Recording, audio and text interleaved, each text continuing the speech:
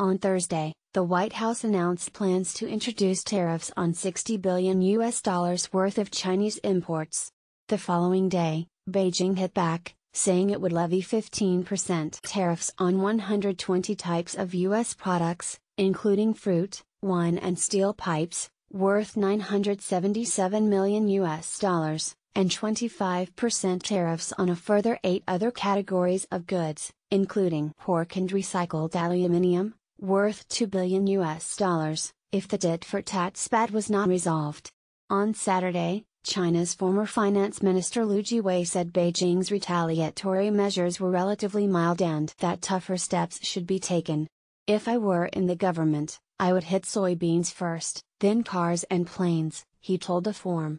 Here we look at why Liu suggested soybeans and what other American goods Beijing might target to cause the most damage to its rival. Apple, Boeing, Qualcomm would be biggest losers in a China-US trade war. State media says soybeans. China is the world's biggest importer of soybeans, most of which are used for animal feed. In 2017, it was also the second largest importer of U.S. agricultural products, buying $19.6 billion of goods, with 63% of that money going on soybeans. Any punitive tariffs on soybeans would have a huge impact on American farmers, many of whom in the nation's Midwest were big supporters of Donald Trump's 2016 presidential campaign. Motor vehicles. In 2017, the U.S. sold more than $10 billion worth of vehicles to China, its second largest export market after Canada. From 2010-17, General Motors sold more cars and trucks per year in China than it did in the United States. Last year alone, the totals were 3.9 million for China, or almost 39% of its global total, and just 3 million in the U.S.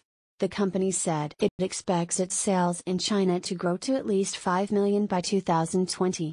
China to levy tariffs on U.S. agricultural and steel products after $60 billion Trump penalties. Aircraft. Boeing Corporation delivered 202 planes to China in 2017, or 26% of its global total, making the country its largest market outside the U.S.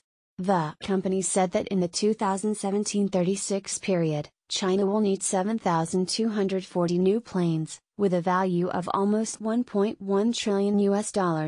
Electronics components and semiconductors. In 2017, the U.S. exported $6.89 billion worth of semiconductors and other electronic components. In a commentary on Saturday, People's Daily, the mouthpiece of China's Communist Party, warned that in the event of a trade war, U.S. firms like Intel, Qualcomm, Texas Instruments and Micron Technology would be among the hardest hit.